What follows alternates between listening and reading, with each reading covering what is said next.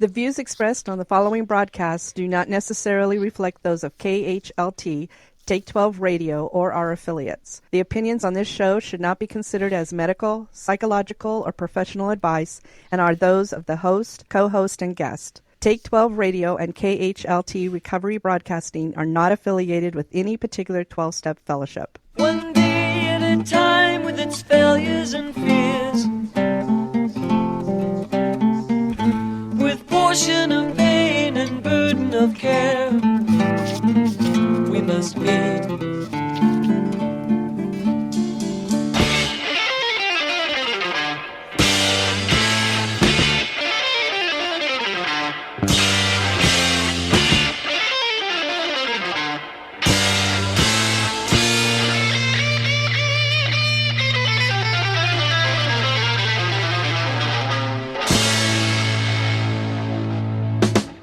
Welcome to Walking Through the Language of the Heart, a journey into the Grapevine writings of Alcoholics Anonymous co-founder Bill W.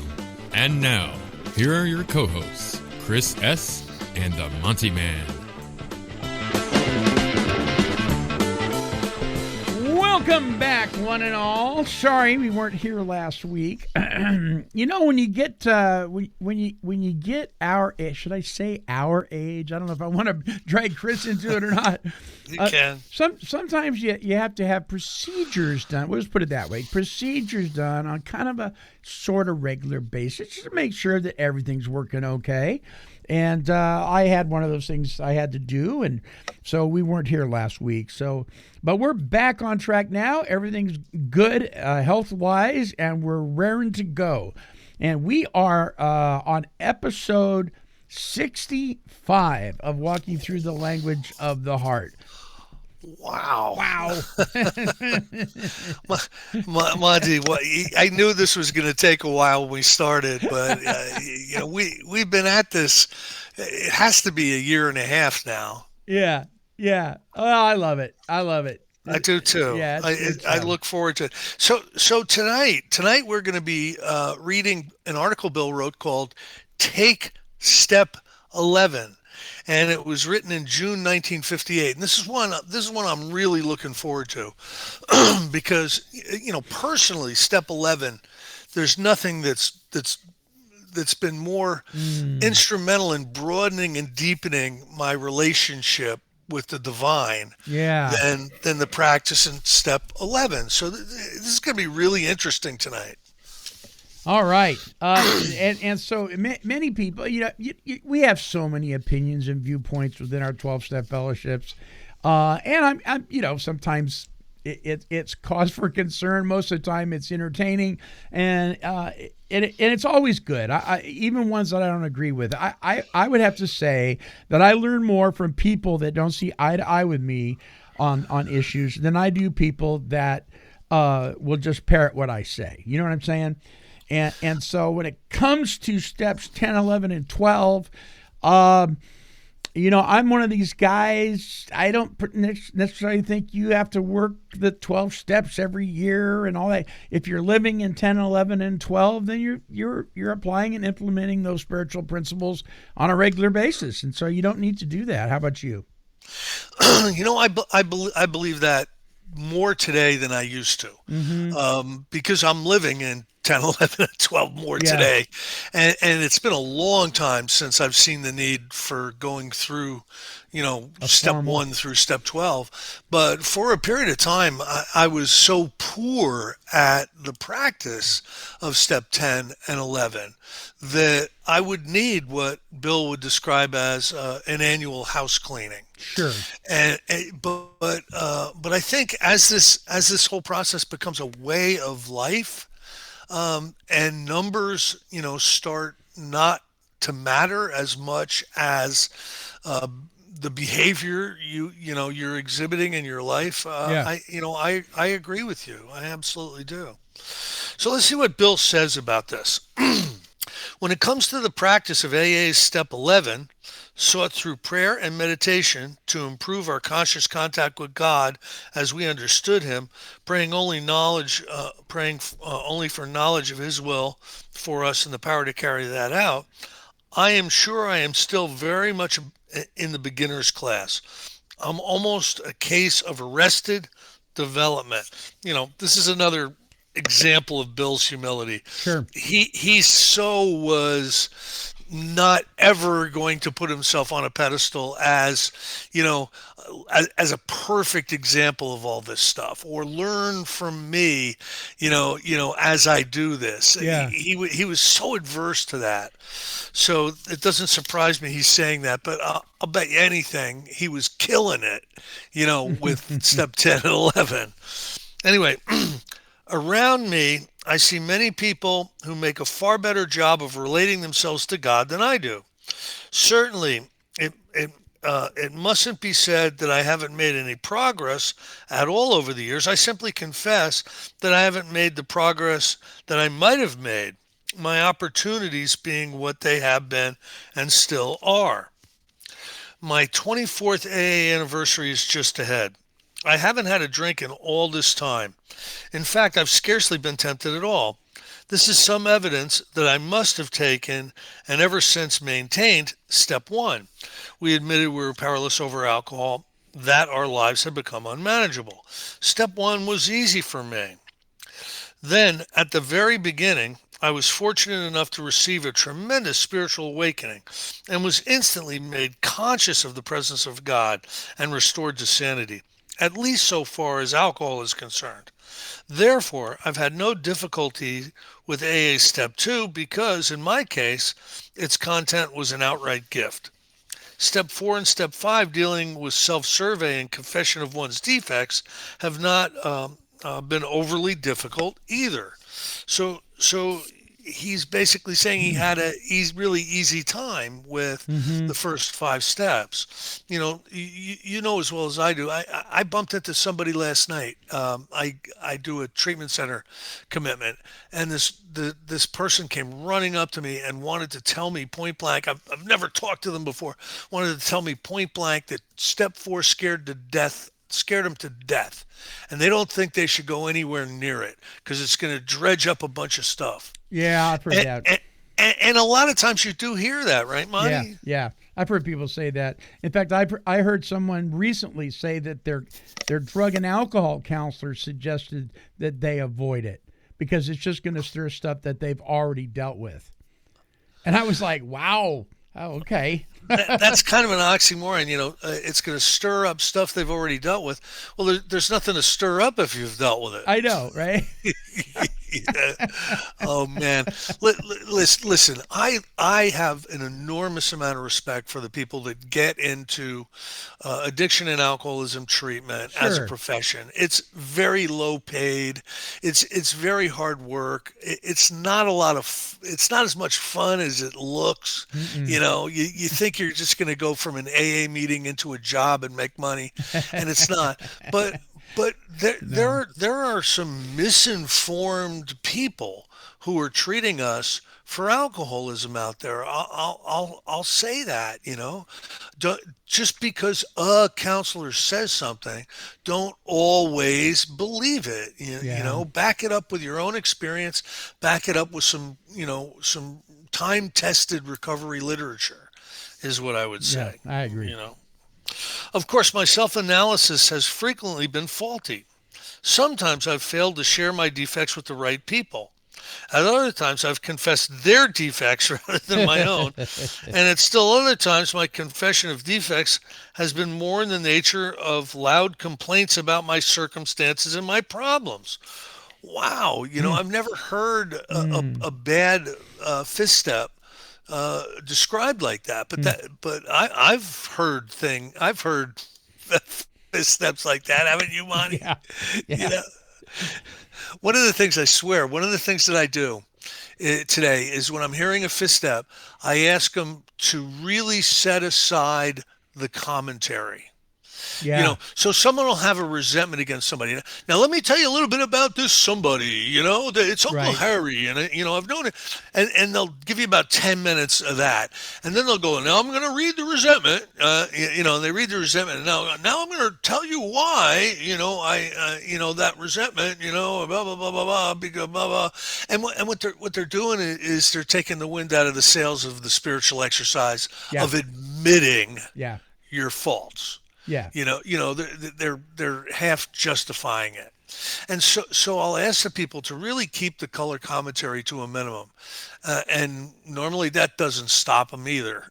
Uh, You know what I mean? It is a challenge. It's like trying to slow down a locomotive with a rubber band. I mean, they get going, and you say, okay, hold on a minute. Now, who we talking about you? We talking about them? Oh yeah. Okay. And then a couple sentences in, bam, right back to it. So it's kind of an art to learn how to reel folks back in to get to the point, Yeah, the exercise is admitting your faults. It's not like trying to make the person that's listening like you. right? Yeah. So again, all of us when we're doing this Yeah. are gonna stretch out into tangents we really shouldn't be. And a good sponsor will try very kind and very compassionately try to direct you back into getting to the point. You know what I mean? Yeah. Nevertheless, I think I've usually been able to make a fairly thorough and searching job of finding and admitting my personal defects. So far as I know, there isn't at this moment a single defect or current problem of mine which hasn't been discussed with my close advisors. Yet this pretty well ventilated condition is nothing for self-congratulation. Long ago, I was lucky enough to see that I'd have to keep up my self-analysis or else blow my top completely. Though driven by stark necessity, this continuous self-revelation to myself and to others was rough medicine to take. But years of repetition has made the job far easier. Step 9, making restitutions for harms done, has fallen into much the same bracket. I love that. He says the more that we admit our defects of character, our shortcomings, and the more we make amends for the wrongs that we've caused, the easier it's going to get. The more it's going to become rote, and it's going to become part of our new spiritual way of life. That's really, really good news. Because I know the first time I did a fist up, I know the first bunch of amends I did were really, really hard. So I like what he says there. Were they received well the first ones you did? Yes, I mean, even the ones that weren't ended up being really positive. Like I remember making amends to going to see my old boss. My last 2 years of drinking was, I worked for this guy, and he's like, "Oh, what are you doing there? I don't have time for this. Get out of here. Go away. I'm busy. I'm working." He like kicked me out of his office. And the second time I went back, same thing. "Oh, you again? Well, I don't know what you're trying to do, but I don't have time for it."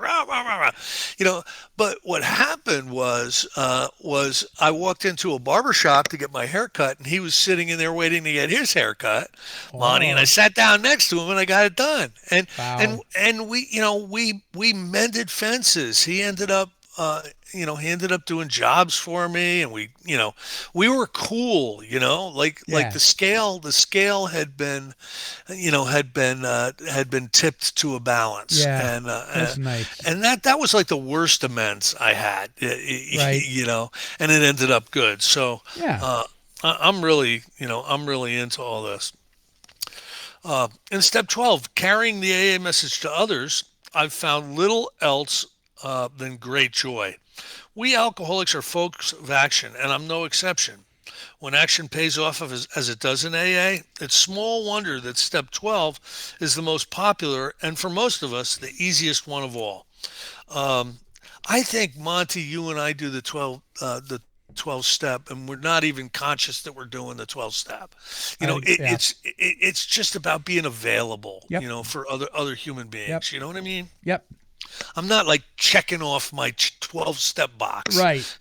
Right. It's exciting. anyway. It's exciting. I got to tell you, it's a lot of fun. I'm going. I think I mentioned to you, I'm going up to Portland on the 8th, 9th, and 10th to take part in the Came to Recovery retreat up there. Nice. That the one they do with Clarence Snyder's book, and they do Sure. all 12 steps in 3 days, with the exception of 9, of course.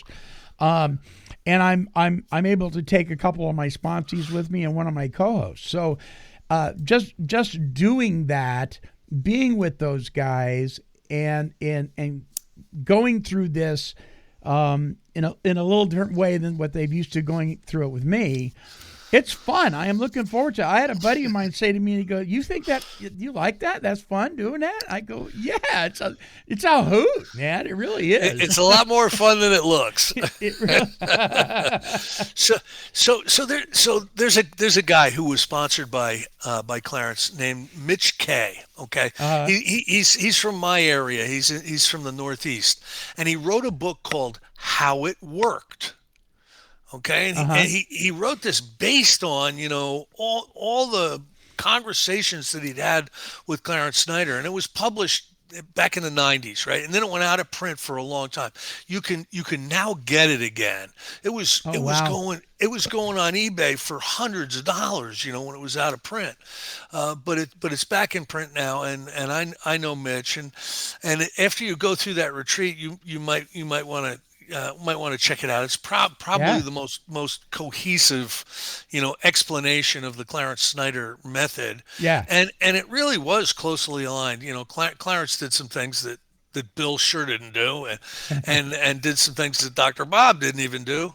But it's interesting historically because Clarence got sober in the 30s, and he lasted until the late 80s or something. He was just one of those guys that lived a long time. Yeah.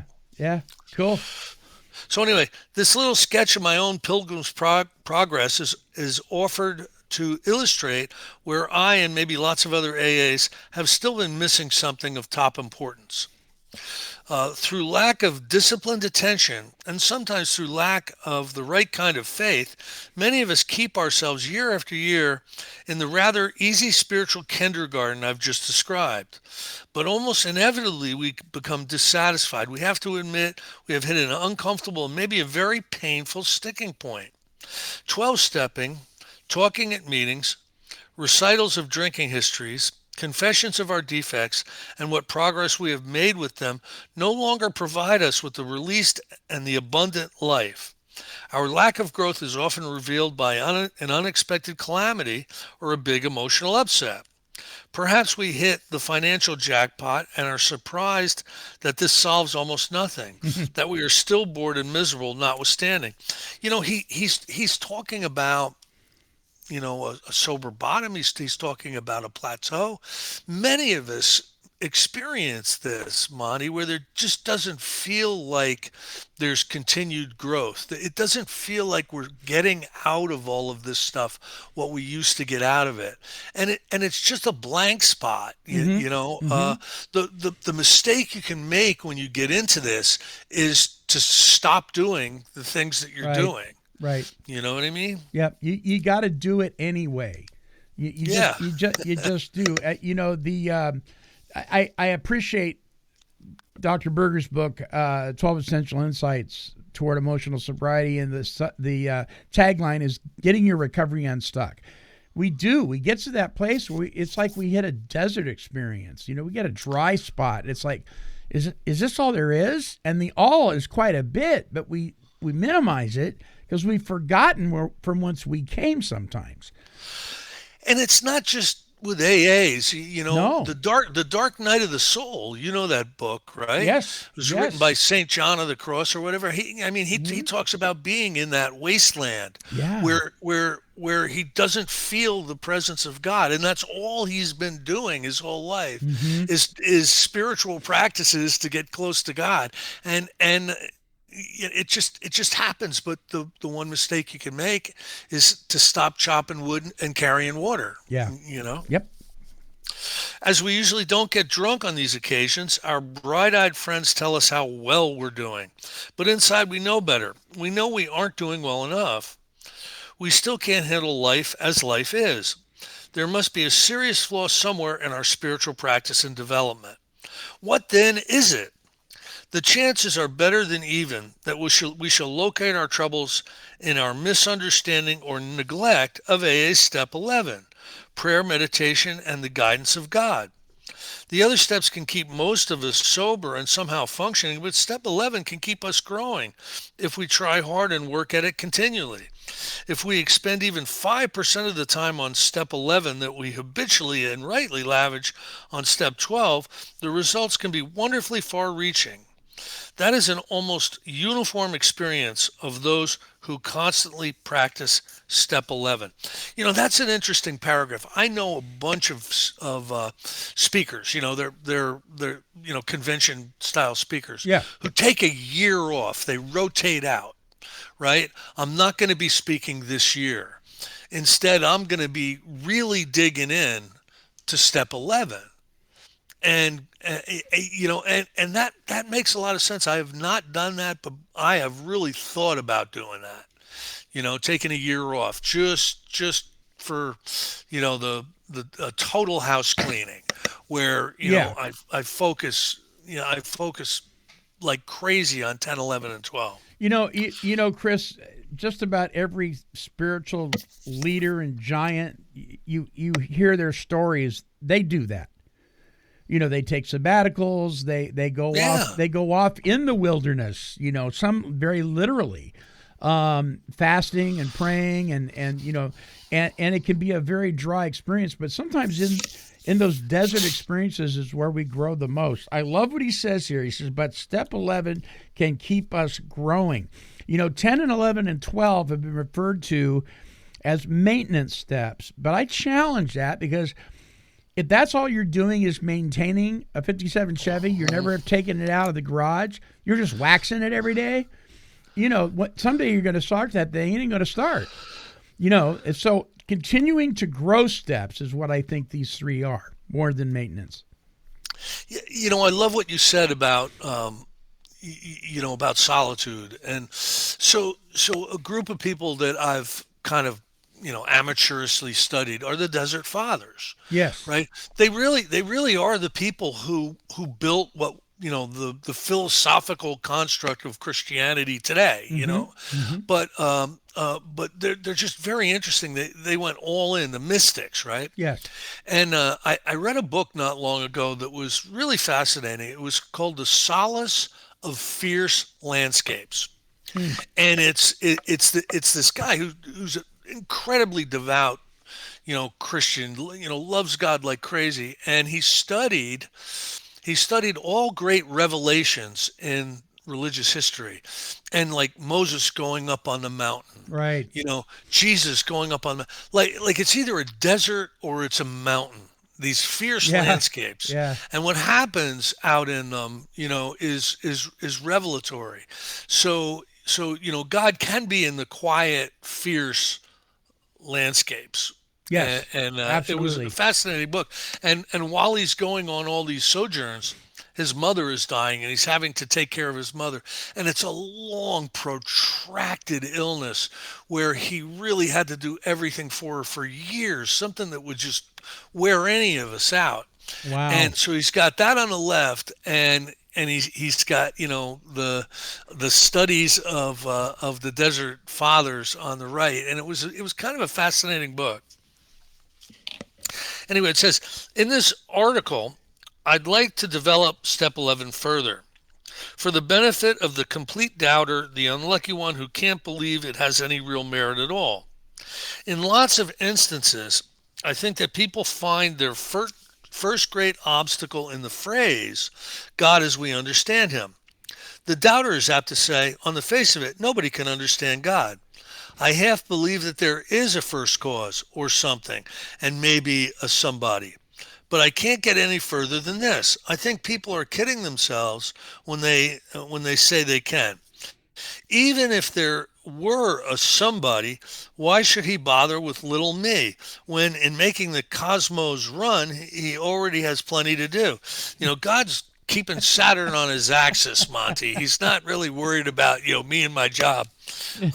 As for the folks who can claim that God tells them where to drill for oil or when to brush their teeth, well, they just make me tired.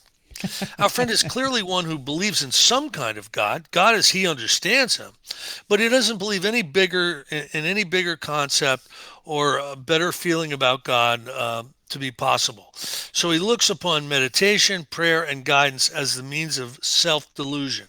Now, what can our hard-pressed friend do about this? Many people are, they have a little bit of faith. Yeah. They don't have enough faith to cross to shore yet, but they've got some faith. So he's going to give them some advice.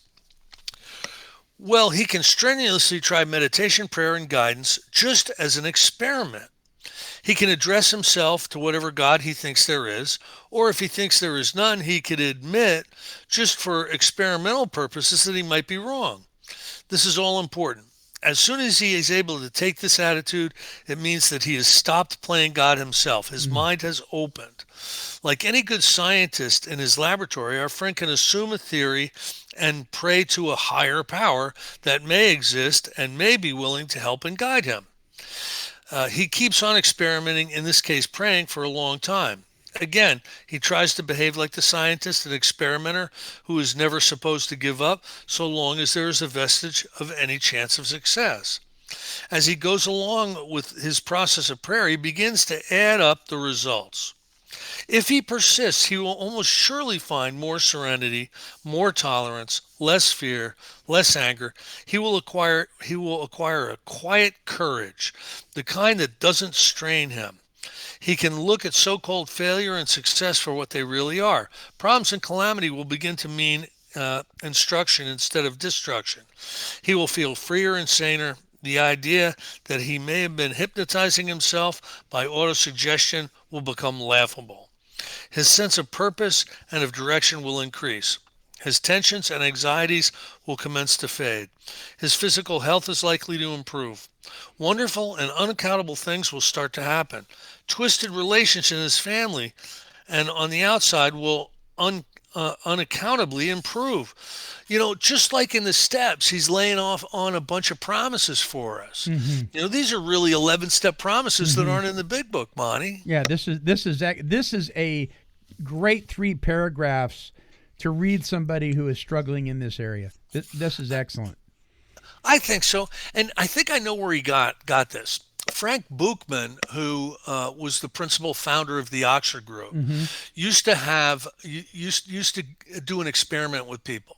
For people that didn't believe in God, he would have them pray every single day, 3 or 4 times a day, acting like they did. And over the course of time, they would come to believe. And I think Bill might have gotten gotten a little bit of that from Frank Buchman. Guys find it easier to relinquish that there is a God and they're not it when they realize that it's okay as they are coming to understand. It's okay. And so that's what I say, because a lot of people, especially my Christian friends, you guys tell them that they can make God out of anything. No, that's not what we're saying. There's a big misunderstanding there. That's true. That's true. And all is well. I mean, when you start to really believe all is well, you're so well on your way. Oh my gosh. To this spiritual experience that they want you to have, and connection to God and the divine. Yeah. Amen. Even if few of these things happen, he will still find himself in possession of great gifts. When he has to deal with hard circumstances, he can face them and accept them. He can now accept himself and the world around him. He can do this because he now accepts a God who is all, who loves all. When he now says, "Our Father who art in heaven, hallowed be thy name," our friend deeply and humbly means it. When in good meditation and thus freed from the clamors of the world, he knows that he is in God's hand, that his own destiny is really secure, here and hereafter. A great theologian once declared, "The chief critics of prayer are those who have never really tried it enough." That's good advice. Good advice I'm trying to take even more seriously for myself. Many AAs have long been striving for a better conscious contact with God, and I trust that many more of us will presently join with that wise company. I've just finished rereading the chapter on step 11 in our book, 12 Steps and 12 Traditions. It was written almost 5 years ago. I was astonished when I realized how little time I had actually been given to my own elementary advice on meditation, prayer, and guidance, practices that I had so earnestly recommended to everybody else. You know, I always knew Bill was telling us to do stuff he wasn't doing himself. I always knew that, didn't you, Monty? Oh yeah, of course. You know, Yeah. and I'm sure he, just like this, he's admitting it. In this lack of attention, I probably have plenty of company. But I do know that this is a neglect that can cause us to miss the finest experiences of life, a neglect that can seriously slacken the growth that God hopes we may achieve right here on earth, here in this great day, at school, this very first of our Father's many mansions. I love it. So he's saying the first of God's many mansions is school. That's what we're in right now, Monty. In step 5, where it talks about, in the big book, where it talks about how important it is not to skip this vital step, right? And that sometimes people only think they've done it. And then they found out later that because they hadn't done it, they got themselves in trouble. I don't want to minimize any of the other steps because I think it's important we don't skip any of them. But here's another example of one that lots of times people, it's a little too deep for them. They just don't want to investigate it. So let's just move on to step 12 and I'll work with people. And that's a dangerous game to be playing because what I've found is people will get so caught up in doing healthy stuff that they lose themselves. That the service works burns them out. The sponsees that they have are beginning to annoy them to the point where they walk away from them, and pretty soon we don't see them anymore. And you look back at their application of 10 and 11, and you go, there was none. The other part, Chris, is you get people that have come out of a strong faith background, have come into the rooms of the 12 steppers, and think because they've got a strong faith background, they don't need to improve on it. And we lose them too. Yeah. I so agree. Listen, Monty, next week is The Language of the Heart. That's going to be a very, very interesting essay. And it's going to be a two-parter too, because it's like, 8 giant pages. So that'll be part 1 and part 2, I think. Nice. All right. Thank you, my friend. Another great show. And we will see you all next week. Don't forget, though, you can actually listen to a bunch of us jatter-yak and talk about recovery and stuff at take12radio.com. We've got literally, Chris, we have thousands of broadcasts. I cannot believe how many we have that are out there, all for fun and for free. All right. Until next time, this is the Monty'man along with Chris and the rest of the Take 12 Recovery Radio family, and we are wishing God's perfect serenity for each and every one of you.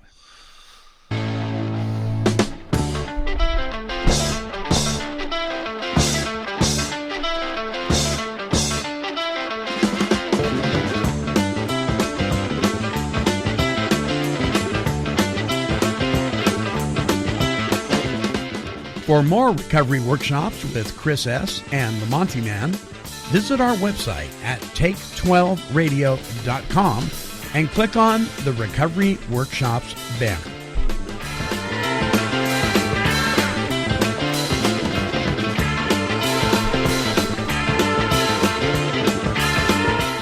This has been a broadcast of Take 12 Recovery Radio and KHLT Recovery Broadcasting.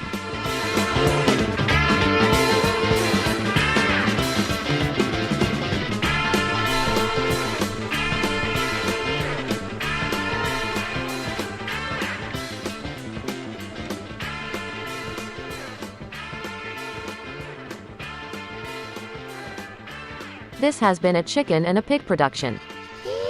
Kitty, kitty, kitty, kitty. Meow, meow, meow. Woof, woof.